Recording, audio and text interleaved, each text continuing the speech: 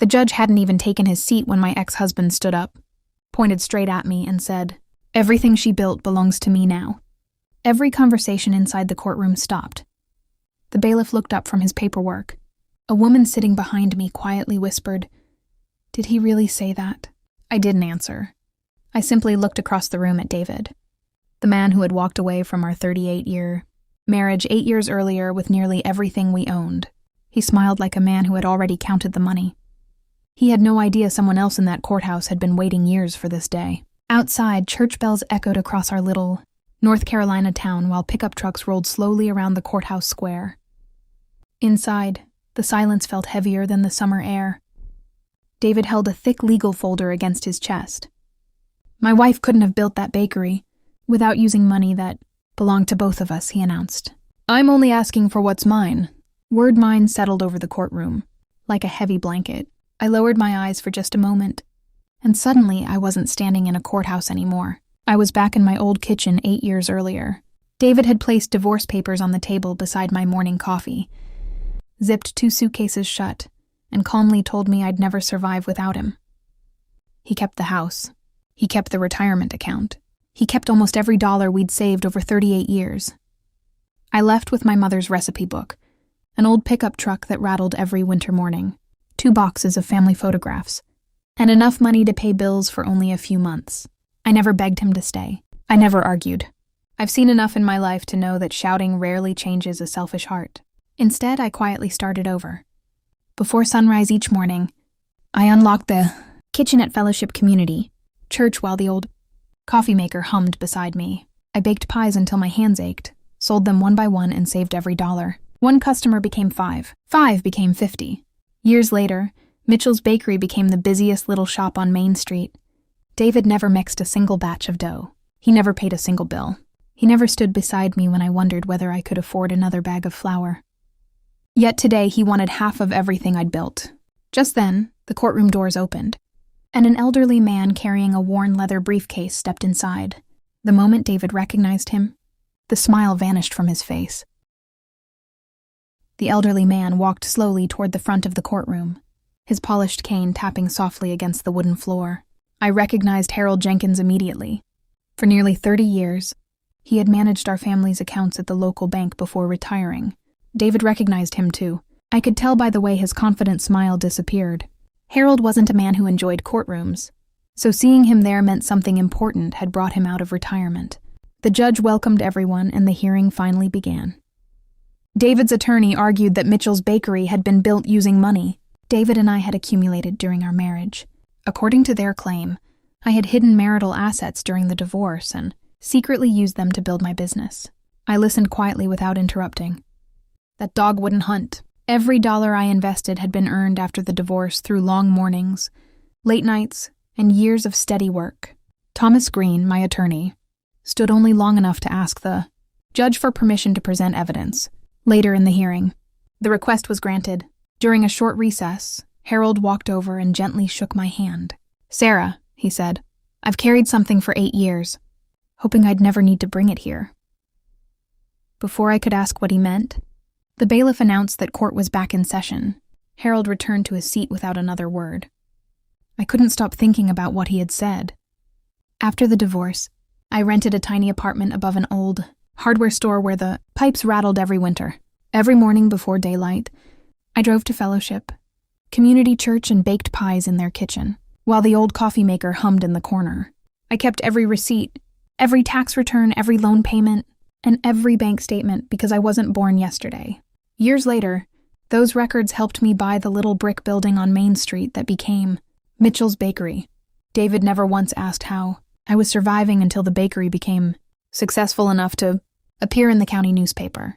Only then did he suddenly begin asking questions about my finances. At the time, I thought he was simply curious. Looking back, I realized he had been collecting information long before he filed his lawsuit. As court resumed, Thomas quietly placed Harold's worn leather briefcase on the evidence table and looked toward the judge. "Your Honor," he said, "before we discuss the bakery, the court needs to see what has remained unopened for 8 years. A quiet murmur spread through the courtroom as Thomas opened Harold's worn leather briefcase. Inside was a large sealed envelope, yellowed with age, along with several bank ledgers and a stack of certified documents tied together with faded blue ribbon. Harold stepped into the witness box, raised his right hand, and took the oath. His voice remained steady despite his age. "I managed the first community bank here in town for 32 years, he began. During that time, I witnessed thousands of legal documents, including several signed by Mr. and Mrs. Mitchell. Thomas carefully placed the sealed envelope before him. "Mr. Jenkins, do you recognize this?" Harold nodded. "I do. David Mitchell personally handed it to me 8 years ago. He asked me to keep it sealed unless he ever tried to claim any future business or property Sarah created after their divorce." The courtroom fell silent. Even David's attorney stopped taking notes. With the judge's permission, Thomas broke the seal and unfolded the letter inside. It was written entirely in David's own handwriting. In it, he admitted that Sarah's lifelong dream had always been to own a bakery, and that any business she created after the divorce would belong solely to her. He further declared that he would never seek ownership, profit, or financial interest in her future earnings or property. At the bottom were David's signature, Harold's witness signature, and the date, 2 weeks before the divorce became final. David shifted uneasily in his chair but said nothing. Thomas wasn't finished. Harold then produced certified copies of bank records showing the account. Sarah opened 6 months after the divorce using only her own earnings. The records traced every major deposit, every bakery loan payment, and every business expense, from the first pie she sold to the purchase of the Main Street building. Not a single dollar came from marital funds. I watched the judge carefully review each page before placing them into evidence. For the first time that morning, David avoided looking in my direction. I thought the case had turned completely in my favor. Then David's attorney slowly rose to his feet and smiled. "Your Honor," he said, "the plaintiff has no objection to those documents existing. Our objection is much simpler." He paused long, enough for every eye in the courtroom to settle on him. "We intend to prove every signature on those documents was professionally forged." A ripple of surprise moved through the courtroom. For the first time that morning, I felt my heart beat a little faster. David's attorney called a forensic handwriting examiner to the witness stand. The expert testified that based on his initial review, the signatures on the letter could not be accepted without further examination. David leaned back in his chair, wearing the same confident smile he had carried into court. Thomas remained calm. He waited until the testimony ended before walking to the evidence table. "Your Honor," he said, "the defense would like to introduce additional records that were obtained directly from First Community Bank and the county clerk's office." The judge nodded. Thomas handed over certified copies of David's mortgage applications, loan agreements, tax filings, and business records from the years following our divorce. Each document contained David's verified signature. The court-appointed handwriting examiner, who had been observing quietly, was then asked to compare those signatures with the one on the sealed letter. For nearly 20 minutes, the courtroom remained silent except for the turning of paper. Finally, the examiner looked up. "In my professional opinion," he said, "the signatures are consistent.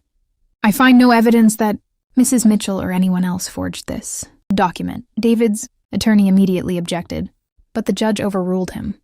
Then Thomas presented one final exhibit. It was David's own loan application, signed 1 year after our divorce, where he had sworn under penalty of perjury that he held no ownership, financial interest, or future claim to any business or property belonging to his former wife. The judge read the statement twice before setting it aside. David's confidence began to disappear. He wiped his forehead and avoided looking toward the witness stand. Thomas quietly returned to his seat without another word. He didn't need to say anything. The evidence was speaking for itself. I finally believed the truth had won. Then, just as the judge prepared to announce her decision, a court clerk hurried into the courtroom, carrying a newly delivered certified envelope. She handed it directly to the judge and whispered something that none of us could hear. The judge's expression changed instantly. She opened the envelope, read the first page, then looked directly at David. "Mr. Mitchell," she said calmly, "before I issue my ruling, there is one serious matter this court must address." The courtroom became so quiet I could hear the old ceiling fan clicking overhead for a long moment before looking directly at David. "Mr. Mitchell," she said, "this court has received records from the county prosecutor's office confirming that the statements made in your lawsuit directly contradict sworn financial documents you personally signed after your Divorce. She carefully placed the papers on the bench.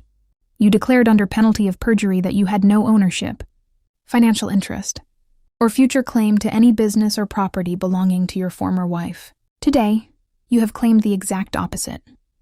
David lowered his eyes.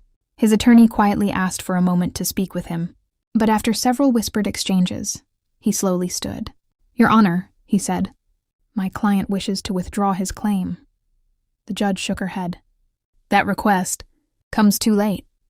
She reviewed the evidence one final time, the handwritten letter, the certified bank records, Harold Jenkins' testimony, the business registration, my tax returns, and David's own sworn declarations. Every document pointed to the same truth.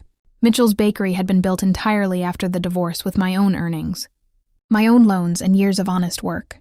The court dismissed David's lawsuit with prejudice, meaning he could never bring the same claim again, because the lawsuit had no factual foundation and forced unnecessary legal expenses. The judge ordered David to reimburse a substantial portion of my attorney's fees and court costs.